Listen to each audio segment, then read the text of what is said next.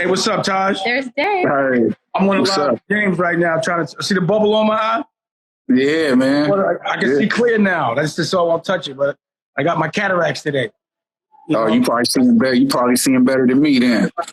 All right, come on. You gonna get on? Yeah, I'm about to get on. I bet. Oh, James said he about to get on the live with us. I want to see. You see James Dubois, let him on. So what's going on, bro?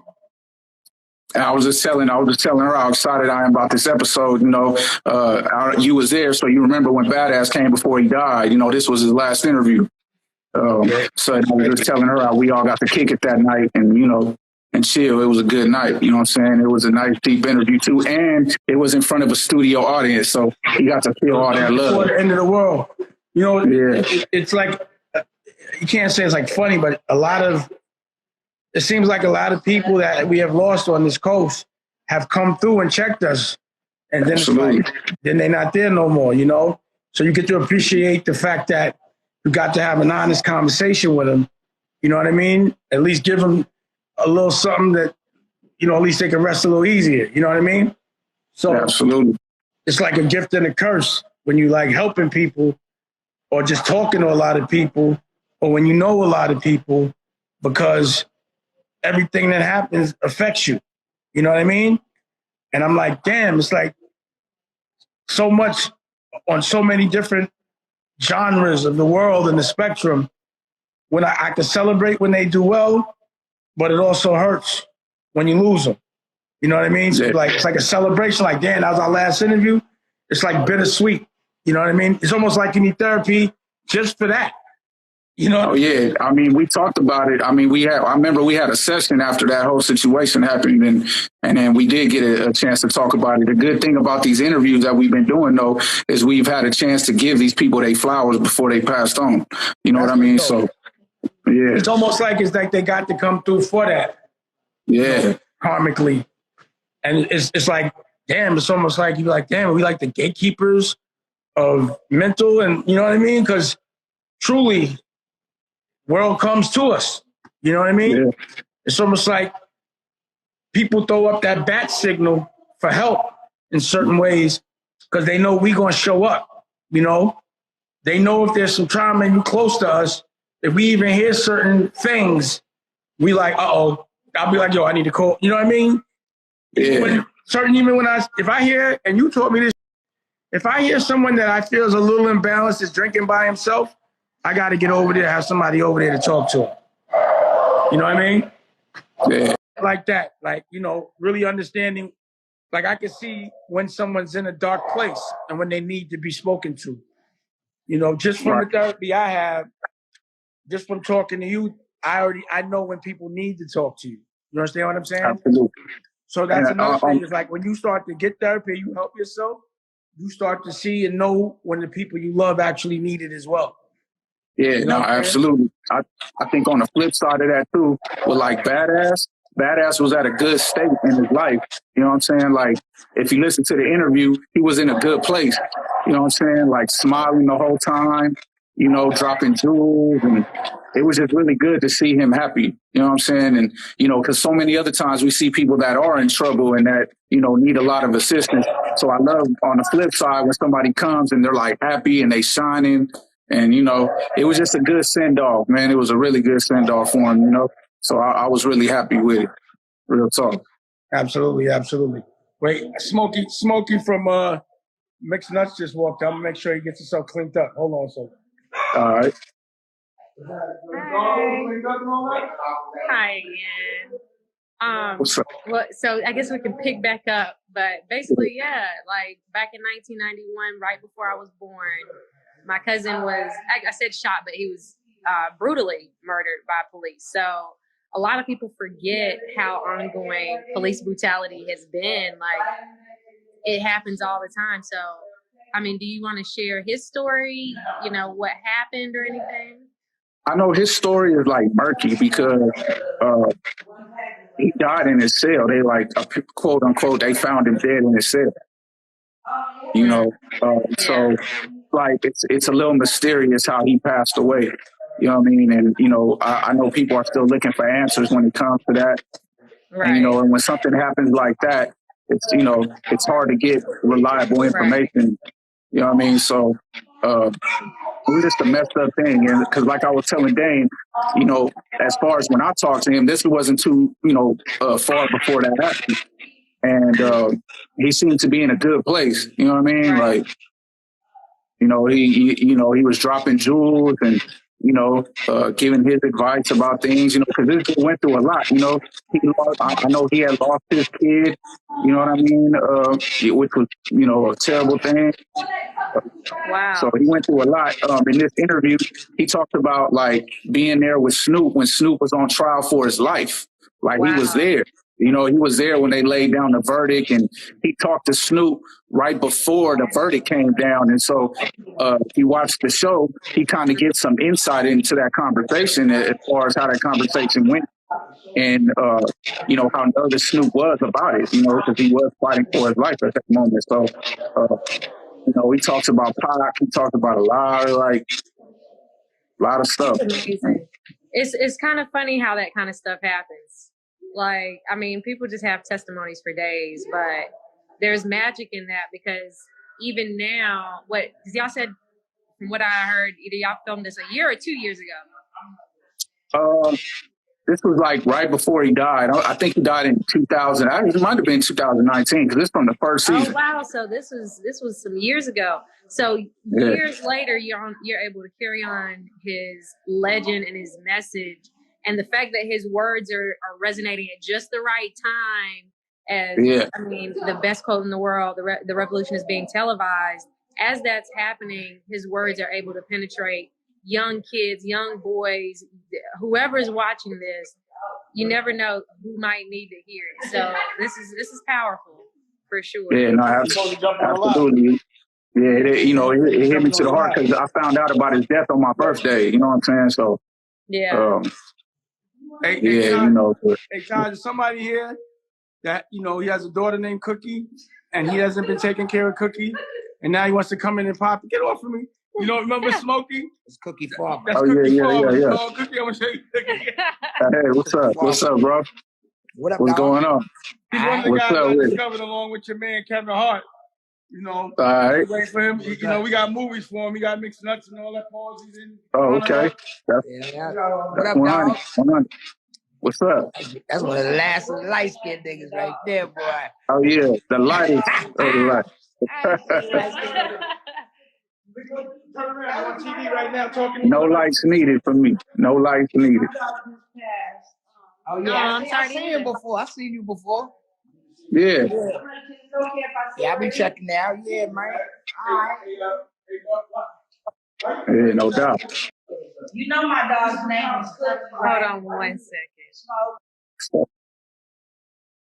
I don't do live that much. Let me see what's up with some of these comments. Oh, yeah, I'm certified. Let's see. You need some therapy out here in Toronto? Holla at me. Sorry about that. What I was saying is I need a little therapy. Why do people, when they come in houses, put their coats and bags on chairs? Something that people put their behinds on. I don't get all that. And there's places to hang it and all that. I've been needing therapy because every time I sit down, I'm sitting on a purse or something like that. It makes no sense. It just doesn't. It just means there's closets in here. There's all type of. Well, once you're good, though. You're good. I was messing around. Put up. You're gonna have to put up a sign or something, man. Just put up a sign. Just tell you where to put it. Tell you what. Yeah. I said just put up a sign. No bags. Yeah. Mm-hmm. There you go. So you want to get on the live? You want to say hi? Now I'm gonna bring you someone beautiful. I think she could use a little therapy for certain things. Like what? Everyone needs therapy, no matter who. Well, actually, I'm gonna work for a system that's not yours. That's true. That's oppressive right there. That's really true.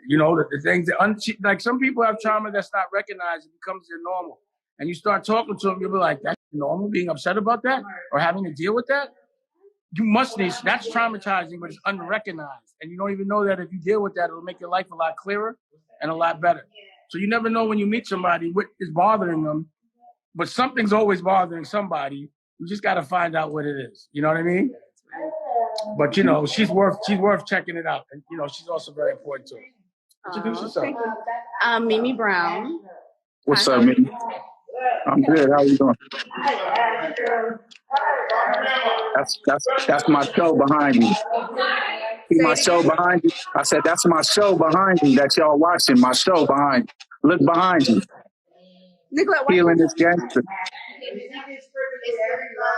Hold on 1 second. We're gonna turn it up.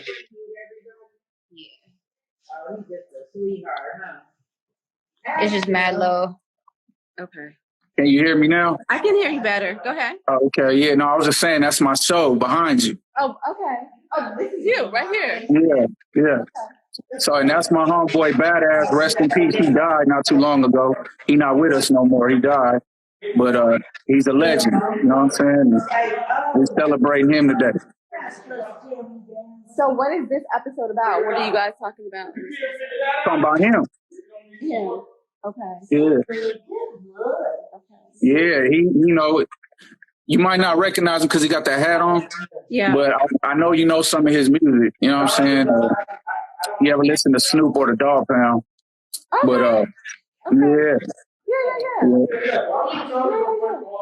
Yeah, that's Badass. Rest in peace, man. That's my dog.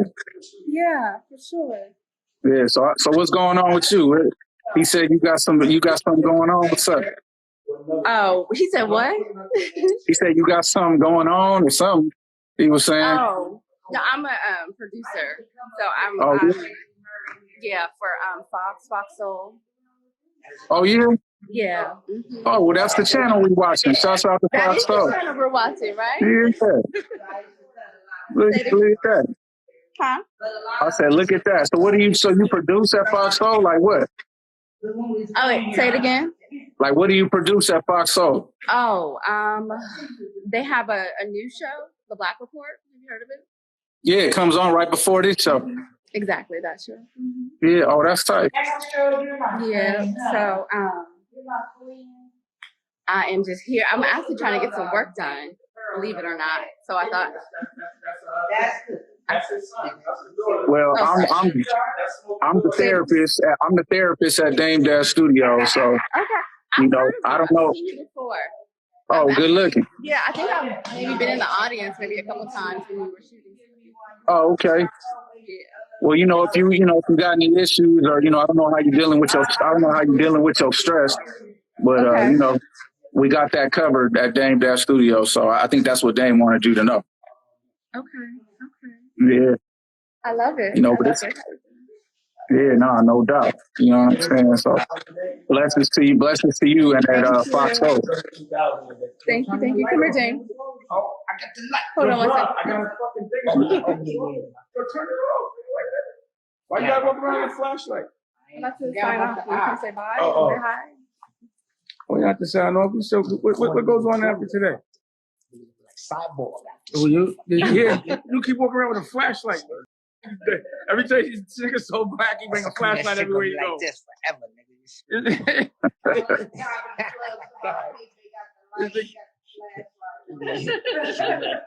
Yeah. So he had a TV. He has a TV show with me, but he just never promotes it or anything. So that's why I've been waiting for him. We're coming out here to film some You more, just man. come out here when you come out here when you got something else to do. Yeah. You don't be focusing. I'll be trying to get the man to focus, but he won't. He's a funny guy. How do I get him to focus? To finish this mix. He walks around. He's the kind of guy that walks around with a flashlight with the lights on. I don't understand his logic sometimes. You know, because I'm dark skinned and niggas can't see my eyebrows sometimes. You know what I'm saying? Oh yeah. See, I don't got that. I ain't got that problem. You know, I don't got that problem, but you know. So expanding the brand. What's next for Healing is Gangster? We just staying on the road that we on. You know, we elevating. That's season 1 that they've been playing. You know, we just finishing up. We wrapping up season 2 next week. Yeah, our season 2 finale is next week, and then we're gonna start filming season 3. And season 3 going to be even much better. You know what I'm saying? We always updating the look, updating everything. So, you know, we're just building that foundation up. You already know. Well, it's necessary. You know, People need to see what therapy's like. And, we're also going to implement a woman's version. It's important of Healing is Gangster and get that going as well. It's Black women, I know it has to be the most traumatizing thing on the planet, dealing with all of these grown babies, men that want mommies all day, and what the reasons why, and having to raise children on their own, and having to figure out how to get out of rough situations without, using muscle, but using your brain. Survival of a woman in a man's world, I couldn't even. It got to be the most challenging thing. I mean, it shouldn't be a man's world because women are the ones that create life. So that's the reason. Absolutely. Why before anything, it can't get no more godly to me than a woman. You know what I'm saying? Yeah. No, we've had strong women on the show before. You remember we did the show with Rahima. Mm-hmm. Shouts out to Rahima Yoba. I grew up with Rahima. Yeah, I grew up with Rahima. Yeah, we had some helmet on my eyeball. Huh? I said we had a couple of good shows with some strong females, last season. So we got some in there, you know what I mean?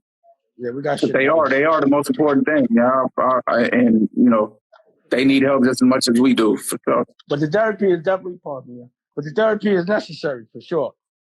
It's definitely necessary. Just having that opinion, having someone that don't have a dog in the fight to tell you things based on real statistics and study of humans, and the language of the therapy is so important. You know what I mean? So for me, translation gets lost. When you're in a culture, you don't understand how to talk to them. You don't understand what they went through. You don't understand what triggers them. I was on a mediation yesterday, and this mediator, he was saying things that he didn't. I was like, do you understand you're triggering me? Like you're intentionally saying things that are not true. Like asking me questions like, are you a lawyer? I'm not a lawyer. Why are you trying to trigger me? You know what I mean? But being able to recognize when someone's trying to bother you gives you such an advantage. It means you're playing checkers, I'm playing chess with my life. So knowing when someone's intentionally trying to push your elevator buttons, or even them thinking that you don't know that they're doing it intentional, which becomes demeaning to me. Like, yo, bro, you think that you can ask me a question you already know the answer to? Are you patronizing me? And he apologized for triggering me. He knew that once I said the word trigger, that he couldn't play with me no more. Yeah, he knew what time it was. It's funny, in the street, if you know about triggers, people don't play with you. But in real business, the other trigger, that's the important one to know how to pull or not. Yeah, that's the thing. People are always going to try to take advantage of other people's triggers, especially if they think that they don't know those triggers. And the thing is once you know your own triggers, it gives you a sense of power and a sense of agency, because you can't control what somebody else do, but you can control what you do, and you can control how you respond. Somebody's intentionally f***ing with you too. Yeah, you know what their agenda is. Like, yo, you really trying to f*** with my brain right now. Even if you don't realize it, that's what you're doing. Absolutely. So in business, it's important to have therapy, number one, so you can recognize when people need it, and when you can recognize when people are triggering you. Absolutely. Understanding your triggers is the most important thing, I think, in the world, and defining your boundaries. That means everything. Once you make the rules for yourself, everybody has their own rules for themselves legally for what makes them happy. You might not like a person to come in without taking a COVID test. That's a rule. It's a boundary. So for people, or you might not like you might not like someone not coming in your house without taking their shoes off. But if you tell somebody, yo, if you come over here, you got to take your shoes off. If you come in with your sneakers on, you disrespecting me and you got to get out. Yeah. Because I already told you what I don't like, and you're doing what you want to do anyway. Right. It's been defined. It's a contract. Right. And also, if I know someone, like my thing with people now, certain people, I'm like, yo, they in the street, it's like, yo, you don't understand protocol. You understand what I'm saying? Like your protocol game is wrong. But in my world, it's like, or in this world I'm in now, is boundaries. It's not protocol. These are my boundaries. You understand what I'm saying? But understanding the language to speak it in, so people understand even what a boundary means. You know what I'm saying? Because that's when I get mad. I consider it disrespectful for me to make boundaries and you to cross them without even saying that. That shit bothers me. Well, I equally see it. I equally run into people who don't know how to set boundaries. And then I also run into people who don't know how to respect boundaries because they've never been taught about boundaries. You know what I'm saying? So a lot of times so mad if you do anything with this. Yeah, you know, and that's the thing. That's why it's important for us to psychoeducate each other, especially if you're dealing with somebody you care about. That's the best thing you can do is try to communicate and psychoeducate them about boundaries because boundaries are super important. And like how you was talking about in business, the last thing you want to do is succumb to your triggers and start making business decisions based on emotion. Or even in the streets. You can't make in the streets too, you don't want to do that. Decision based on emotion. Yeah. You know, it's funny because people see me with emotion when I'm talking about things I'm passionate about. But the things I'm passionate about are things I calmly have been thinking about. You know, it's about things, the things I'm talking about are the things I'm preparing to do. So at that point, I can speak with energy. You know what I'm saying? Sometimes it's like, but when I'm mad and I have to protect myself in the moment, emotion does kick in. You know, that's what's crazy is also having that reserve emotion, that tank of anger for me. Like there's certain ways that I've been trying, and I was wanting to talk to you about this, right? So with my staff, I got this thing. If I ask you to do something and it doesn't get done in a week, I'm going to ask you a little more aggressive. If it turns into a month, the only way that I know that they will listen to certain things that I say is if I speak a way I don't enjoy. And I have not figured out, it's just like the way I always equate things is the street, right? It's like sometimes people only operate out of a certain point of fear, you know? But what I don't understand is if you know you're not going to do nothing and this is the way I'm going to have to communicate and everybody hates it, why wouldn't you avoid that? But the thing is, you know, even my kids used to do this game with me and they still do this, right? It's who they can get me to yell at, right? So they'll try to get each other in trouble. And if I get mad, but then I'm like, yo, I don't feel like being mad. I don't like being mad. So don't have me being mad to make your game work. That means you're compromising my happiness. You know, sometimes when things aren't going the way I want, because it's not the time to talk about it, I have to internalize it.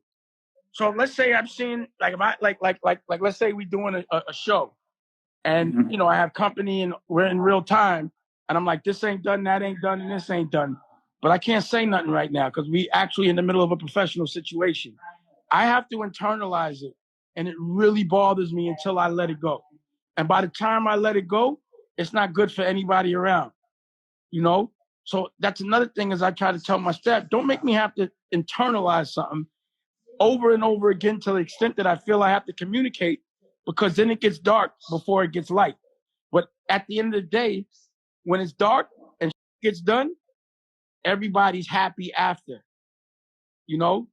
And this is what I reference to myself a lot. Before Leah got on the plane, she told me she did not want to get on that plane, right? And I was like, well, don't get on it. And I didn't want her to go out there anyway, but it was her thing. You know, I couldn't get involved. But if I was the that I am about things that is way more minor, she might still be here today. So now I don't reserve that. If I got to get it done, or if I have to warn somebody, if they won't listen in a nice tone, I'm coming through in a different way. You know, but to me, sometimes I almost have to hurt people's feelings to save them. You understand what I'm saying? But I don't even care. I'd rather them be saved. That's the reason sometimes I talk the way I do. You know, in the Breakfast Club interview, it was like, yo, I'm speaking in this tone because I've been telling y'all nicely for so long. So now I got to say something that's going to bother y'all a little so that y'all can really stop and think about what I'm saying. But it would have been a better situation for me if I could have just communicated the way I like to, calmly, nicely, laughing. Right. You know, but sometimes people mistake my tone. Like if I'm not in an angry tone, then they don't think I'm serious. Right. So it's hard for me because I'm like, I don't want to have to be like that to get done. But after 3 or 4 times and the money gets, I got to do what I got to do. Absolutely. Or if I'm taking the time to actually show you something, that means I'm not firing you. But usually, like if I don't care, I ain't nothing to talk about. I ain't got to speak to you. I got somebody else that could give you your pink slip. You understand what I'm saying? So it's like, I don't understand it sometimes. Well, I mean, I think, again, it's like we said earlier, there's things you can control in life and there's things you can't control in life. You know what I mean? And the thing about when you're dealing with other people, you can only control 50% of that. You can only control yourself. You hear what I'm saying? People, you can't control what somebody's thinking. You can't control what they say. And a lot of times you can't control the effort. You know, it's kind of like being a coach on a football field. You got to find ways to motivate them. But this is the thing, though. If you find that it's bothering you internally, right, the best thing to do is instead of holding that volcano in, as soon as you feel it, you say it. You communicate it because, like you said, at that point, you're not as frustrated. You're not as frustrated as you are if you've been holding it in, you know, for the 5, 6, 7, 8, 9 times that's occurring. What I'm saying? So if you communicated, you've done everything you're supposed to do when the situation occurs. See, the problem, Taj, is, this is crackers and cheese. This is with this is dope. Turn this up. This is Culture Vultures with Redman. Shout out to Redman. Yeah. The problem is when I send an order or when I say something, physical things have to be done. There really has to be accountability. It's not like, I don't want you to say certain things or you can't. Nah, there's certain things you need to do, or I'm not going to make the money that I paid you. You feel me? So at a certain point, and you're right. That's the reason why I'm a happy person, is because I don't internalize. And that's why people think I'm nuts, is because I say what I feel. But I've been trying to master the art of not, just because people look so silly when I start making them aware of what they're not doing right. And then they may not have accountability in that moment. And that triggers me more. So somebody being wrong and blaming somebody else for it, it means it's going to keep happening. So what I've also learned is someone doesn't admit that they're wrong. If they think it's someone else's fault, the same thing happens over and over and over again. And I also sometimes, I want people to think things through without asking me things. I'm like, your job is to not ask me questions. You understand what I'm saying? It's to figure out things so I have time to do other things. So it'd be like, it's hard to communicate certain things. You know what I'm saying? So I want people to understand it without their feelings ever getting so hurt. Every time I give someone constructive criticism, feelings are hurt. Right. I mean, at the end of the day, though, especially dudes. That's why I can't talk to dudes, because if they get emotional, they get fired fast. You know what I'm saying? At the end of the day, no time for that. At the end of the day, how moving like that? How we talked about, before in a couple sessions back. All you can do is tell them at the beginning what they signing up for. You know what I'm saying? When people come to you, they know what they signing up for. This is a results orientated business. You know what? That's why I respect Nicolette and Raquel, because when they signed on to what their dreams are, I was like, this is really what you want for your life? For me to get you there is going to mean me to coach you a way you might not like. You can't get mad at me. And, Nicolette takes it. There's Nicolette. There she go right there. She can take it. Hi. Yeah, no doubt. What's up, Nick? Well, too, because she'll keep doing the same bubblegum. I'll be like, I don't understand this. You understand what I'm saying? But she can't take it, though. There's one people important that thing. I had constructive conversations with, and they just break down the next day. Well, one thing I want to say that's very important because I know you got this show coming on, or that's on. One thing I want to get across. Kenyatta. Yeah, one thing I want to get across to you and to other people that's watching. It's very easy to say the black man is angry. They mistake our passion for being the big black angry man sometimes. You know what I'm saying? And at the end of the day, when a black man shows passion, They say he's angry. He becomes scary at that point. You hear what I'm saying? That man Karen. We Everyone gotta turns into change that. Karen. Yo, you don't even know. Like almost every man that works for me from another culture, when I tell them something a certain way, they all of a sudden act like I was gonna beat them or put them in the trunk. I'm like, what is that? When me telling you what I don't like about what you're doing is so disrespectful to people that work for me from other cultures, men. Really bugs me out. But at the end of the day, they're not used to seeing a black boss. Exactly. Period. They're not used to that. You know, I see my brother, Jeremy, I don't know if he's still there, but we went to therapy years ago and did it televised. I remember. You know what I mean? So, I've always been someone that feels you have to air out what you feel, but also you have to know if someone is going to listen. So, whether you could keep saying it. So also in therapy, I've also learned sometimes with lots of different times, that person needs space. Sometimes when you're ready and the other person's not, so that you don't feel the buckshot of every part of their of their not evolving, you gotta just give them space till they're ready to heal. Yeah. And that's another thing that we talked about a lot. You've seen me give close people space and then them come back into orbit when they're ready. And on the flip side, I've seen you, if they not close and it's just a business relationship, I've seen you make those tough decisions, say, hey, this ain't working out. You got to go. And that's your boundary. You set your boundary in the sand and you stand on that shit. And, that's good. But, keep doing it. Being an administrator, a boss, it's a club, a very lonely one, because there's not many people that are, especially the people that you're usually paying. They don't know what it is. They don't know the trauma of eating the food you kill. They don't know the fact that if I don't make no money, y'all still got to get paid. And 9 times out of 10, because I invest in things and I'm patient and I'm passionate about my dreams, the money I put up, I don't get that for years back. People don't understand what it is to pay people and not get the service you're paying for.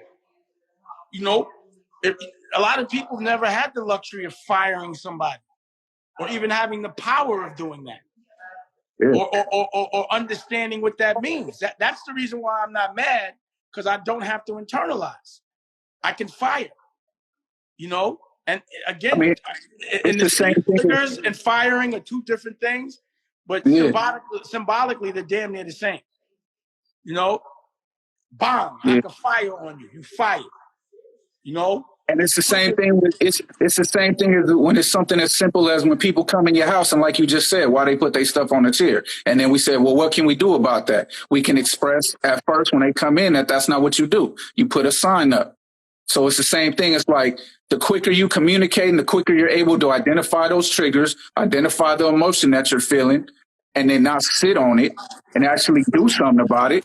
And you know what? Because you can't expect people to know what triggers you unless you tell them. Exactly. Yeah. Exactly. Unless you tell them. So let me get did you call can you tell crackers and cheese, tell them you don't have to get on, but this is a funny episode. This is when we was this is back in the years when we were living in Malibu, and I was trying to figure out if I was going to live in LA, where I was going to live. I wasn't able to see my kids the way I wanted to, and they had just moved out here. And this was sort of therapeutic for me, was talking to other people that I liked and I respect. And me and Redman, we've been friends for a while. Before I smoked, him and Meth were the only guys that I would smoke with at all. They cool people. They real cool. Real cool people. They're real cool. At some point, the cracker falls, and he still eats the cheese. He still eats the shit off the floor. The shit is hilarious. Redman always been funny. Yo, Redman's a fool. Right? And he picked that back up. We was like, yo. What black things? On the plate, on the wood. Yeah, he hard. He over there munching. He got the munchies in his These? It might have been raisins. I think they ain't roaches. I can tell you that. He thought it was. He's like, that was roaches. I know roaches. Matter of fact, them niggas was at my house the other day. Oh, you got Kenyatta? He said he's on. Yeah. All right. So look, I know y'all gotta get to Kenyatta. So before I get out, I just want to tell everybody, make sure y'all tune in next week to Healing is Gangster. We got part 2 with Badass coming up. And I'll be hollering at y'all next week. You know what I mean? So y'all continue to heal each other, heal yourselves. Right. Hey, crackers with cheese is up. You saw Batman already pick up that cheese. I was laughing like a... Yo, but the funny part was you kept talking. You didn't even see it. You didn't know what was going on. You was like, you kind of looked like, what? Did something just happen? Yeah, he dropped the cracker on the ground, picked it up, kept going. Classic interview, man. You build on a lot in that one. Well, we still got 2 hours. We still got a whole nother hour that we never put up for that interview. So we're gonna put it up. Well, we saved it for television, right? You know, definitely. What I'm thinking about as I'm looking at that is where I was at in life, where I was at in the dream, what I was going through. You know, if you recall, my daughter and them just moved out there, and I just got a crib in Malibu because I was like, I want to live on the beach. But, you know, I was trying to figure out, you know, if it would, you know, I just didn't know where to live. You know what I mean? I was trying to figure it out. Absolutely. So I was also going through with seeing them, you know? Yeah. This is before streaming started kicking off the way it was. Absolutely. And this is when I was building what was happening now. Yeah. You know, waiting for the industry to catch up. So it's like what I was explaining is this was like therapy for me, you know, sitting and talking to my peers and just really kicking it about real things. And these were the conversations that we were going to have with or without a camera. You know, these are the conversations. Yo, is your man coming through tomorrow? Yeah, I'm gonna call. I gotta call Slice in a minute. I'm gonna call him. I gave him the information, but they politics. Yeah, what happened? I had to get cataracts. I had to get my cataracts. Oh, okay. I'm not gonna lie. The minute I got up, they put them in. They did one eye. I could see clear. I can't even believe. Wow. Because now I can see what the difference is. Right. It's crazy. So when you wear your glasses, you said when you put your glasses on, you got to go get a whole new glass prescription. Oh, right? It's funny you thinking like that because that's exactly what's going on. Yeah. So I got mad glasses and I'm like, wait, because I gotta wait. You can't even wear them. I'm not going to be able to wear them. Right. They all got, you know, I don't wear fugazi glasses. My all got medicine. You on there? Hey, you used to tell me that every time I wore glasses, that you got medicine. I was like, nah, there's no medicine. Some niggas like to wear glasses for fashion. I get it. Yo, for fashion, exactly. You know me, I really wear glasses. Hey, you know what's crazy though? Like, interject what you said though. What's crazy about the crackers with cheese stuff with Redman is that everything you talked about was based on service. You know what I'm saying? It was like, it wasn't so much money. It's about what service can you provide to people. And you connected it with yourself being Truman. You know what I'm saying? But we kept saying the True Man Show. This is the True Man Show. Right. You know, so we going to show people how it really goes down. Just like you being right now on the camera with your eye patch on. You know what I'm saying? You chilling. You know, this is just all natural. It's all natural, bro. Before the podcast thing got big. Niggas have been like, I can't go on with the eye patch. Exactly. Nah. You went on with no teeth. This time you went on with no teeth. This time, it didn't even matter. Robed up and everything. Like, this is me. But that's the beauty of what we did, man. That's the beauty of like everything we had, man. We got a whole another hour of that footage that we didn't even use. Wow, I forgot we edited it up too, all that. Look. Yeah. Yeah. It's on. I'm sending them some more footage tonight, as a matter of fact. The ones with Cameron. Yeah. All that is super. So how's Florida? Florida's off the hook. I love it. Sitting on that lake, and the studio is crazy. You know, we launched the football team. Oh yeah, I saw that. They don't even know what's coming. It's on now. Matter of fact, can't tell you nothing. I'm when we get off, I'm gonna tell you about things that happened today. Right. You know what I'm saying? Yeah, I just talked to Roman a minute ago, but it's all good. Everything's flowing, bro. How did the combine Everything is flowing. I didn't talk to him about that today because he was telling me about some other stuff that he was doing. He's trying to get these sponsors together, so it's just it's coming together. Well, again, for me, and you know me, I hurt when the people I love hurt. And I love my culture even more than I understood. You understand? Like, I didn't even realize how much I love my culture before I was able to kind of get and break a social class and really see how we're treated. You know, to see how we're looked at behind closed doors. The way they manipulate, you know, and I got to, for me, I can't watch my family suffer on any level while I'm doing all right and not try to do something. You know? So you saw what I did in music. And what I do is I go at the person that everybody supposed to be scared of, right? So everybody was scared of Leo, got it Leo. Everybody was scared of Weinstein, movies, got it him. Didn't have to really get at anybody in fashion. I just had to do my thing, you know, and I did that. You know, but really it was Iceberg, right? Iceberg. I didn't like how they was carrying us.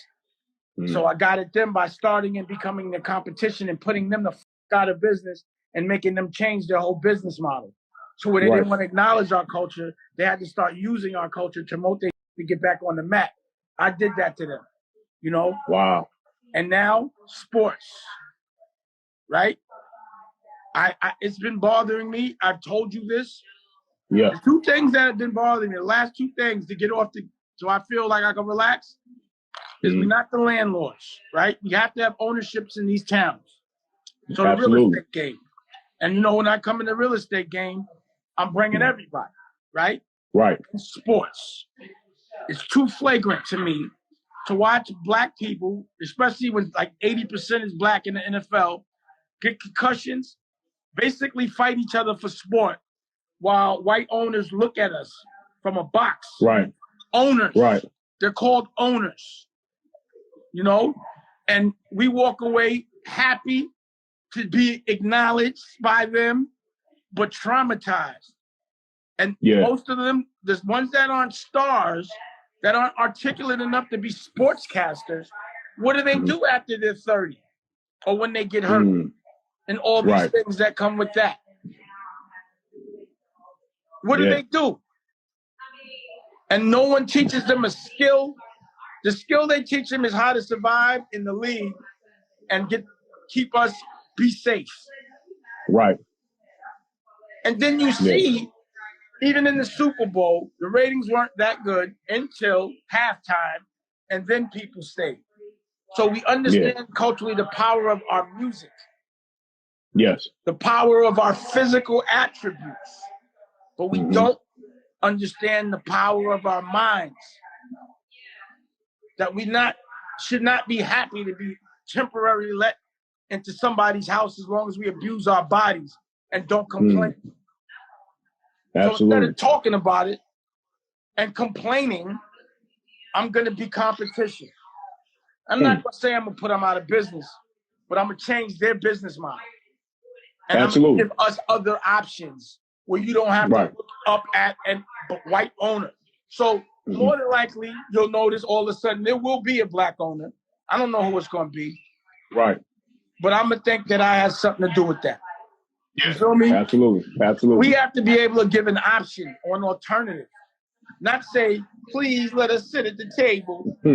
Here's another table that you're not allowed to come to that gets more money than your table. So I might not make, as an owner, as much money as them, but I probably will. But the players will make more money than the average players.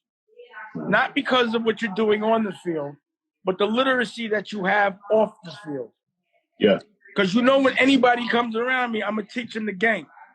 And I know a couple of them. You know? So, you know, that's just energy.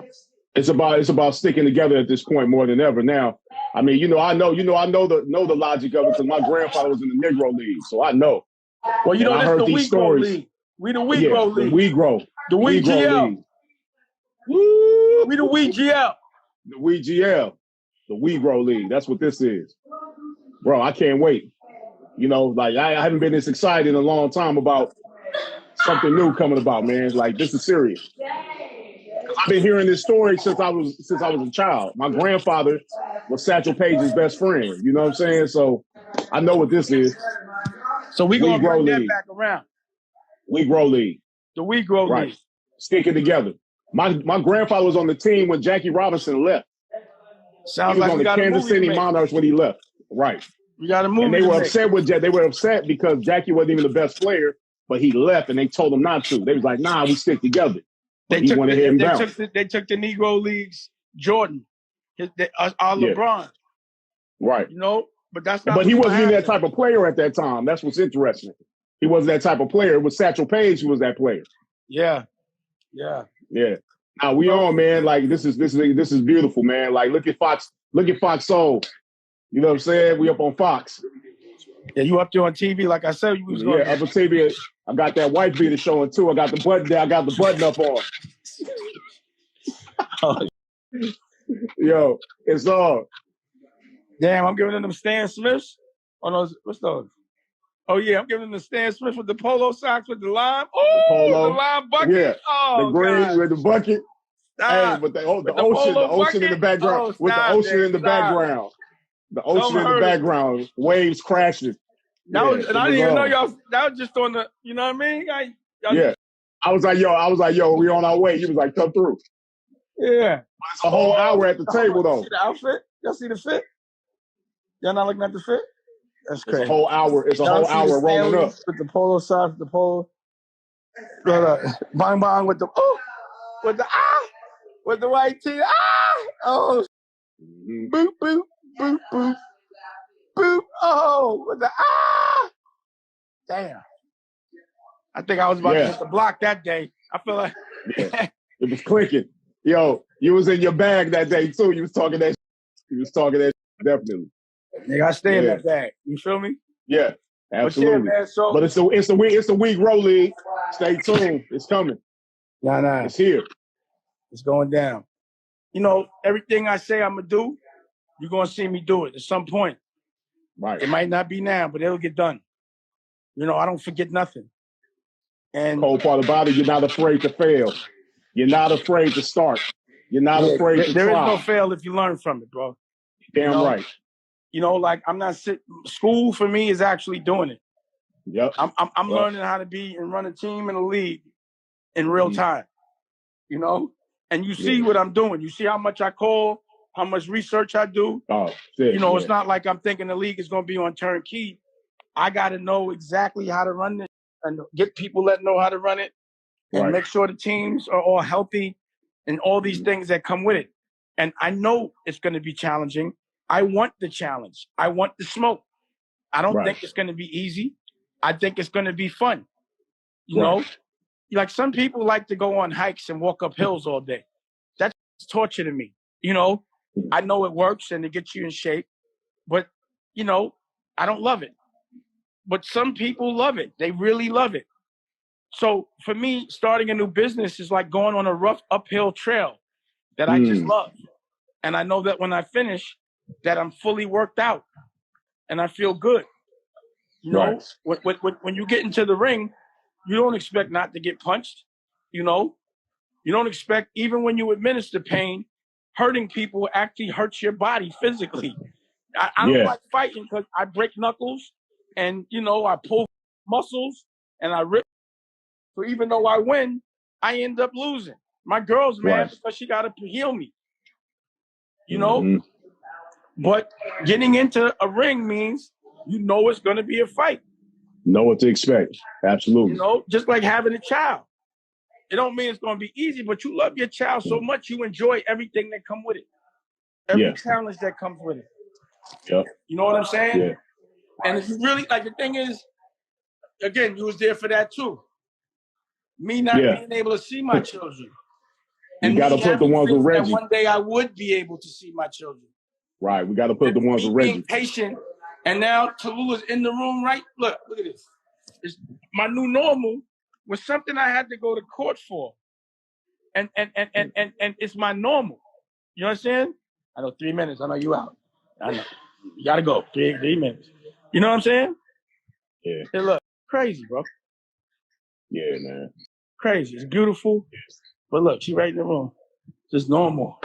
Being a teenager, man. Like, this is my dream. Wow. I got a baby. with someone that I'm with, I got to knock on the door. That's the rules. Right.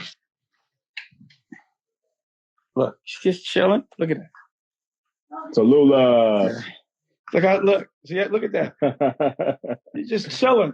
See that? He's chilling. That's right. That's right. I did knock. Oh, can I not? You see? Yeah. Just chilling in a room, doing homework, laying in the bed. Right. Right. You know, that's before, like, you know, before you have to do like a visit, you have to have activities and you want to make the best of the time. Like, I never knew what it felt like to have a child just relax and just lay in the bed and just not have to feel like they got to go. The security of her father around. The security of her father around. Oh, look. Okay, Nikki, looky. Okay, Nikki, looky. Yeah. Okay, Nikki, what's up, Nicolette? That gunshot at the screen, that was dope. Woo! You see it? Oh yeah, it's on. So you know Blue Rock is fully Yo, yeah. You know people putting up that country music record I did. That's on song. Vlad put it up. I watched that. I be watching that. Wow, you went to the country. You in the country market. You went ahead and get a country record. You know what it is? It's called freedom to do whatever the you want. You want to do. Nigga, I could do country music, put a cowboy hat, and start singing if I feel like it. Right. And I don't give a what anybody. Don't give a what nobody think. It does not matter. Yeah. Right. When I dance, that's the freedom dance. That's why not so many people know how to do it. A free man does whatever inspires him, does not care what anybody thinks, and only does whatever they want to do, whatever inspires them. Right. And yeah, I got to try that country music thing personally. He was wilding out. I was like, look at that. Yo, that's some serious, that's some serious shit. Right. Those are my cowboy hats and my horses. Right. With your woman and your baby. With your baby and your lady. With my baby and the lady. Now, whoever thinks that's whack is whack. And period. Yeah. And I don't even want to turn the channel. Like, but who cares? Yeah, who cares? Just get out of it. You ain't going to think nothing. Get out of here. Right. You don't like it? Change the channel. And had that 1911 on my hip with the blue gator on it. You know what I'm saying? Yeah. Oh, gotta go get it. Yeah. So yeah, man, it's going down. We all Fox Soul. Fox Soul. See now, look, videos, the music stimulated, everything's going, and I'm not even in the music business, but I got videos on TV. Right. And look, just look. See, Smokey here. Look, Smokey here. If Smokey was smart, he'd be like, "Oh, he really got a TV. He don't believe it's a real TV network. He'd be making real moves right now. I don't know what's right. Yeah, bye. See you later. I see you got a lot going on. See, Smoke. I told you it's on TV, but you don't be around. You don't promote. What up, Smoke? I got shows. Hey, bro. You know. He said he like 50. Yeah, go ahead, talk to him. Go ahead. That's what up, bro? Oh yeah, what up, dog? Hey, what's up, bro? I thought you feeling? Big for a minute. I said, what happened? Yeah. What's happening with you, dog? Oh, man, everything good. How long you gonna be in? How long you gonna be in Florida? I'm gonna be down here.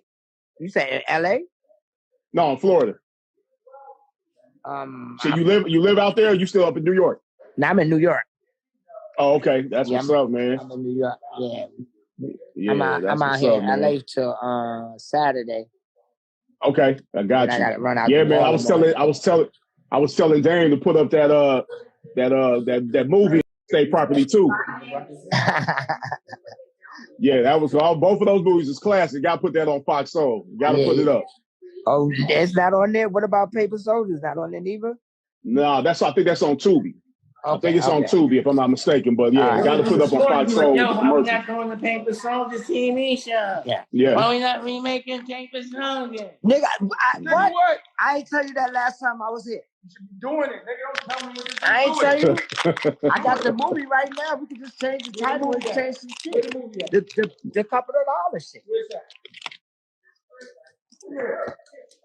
Hey, tell Dame I'm out. If you want another amazing video with the one and only Dame Dash, check it out right there next to me. I think you'll enjoy it. Continue to believe, and I'll see you there.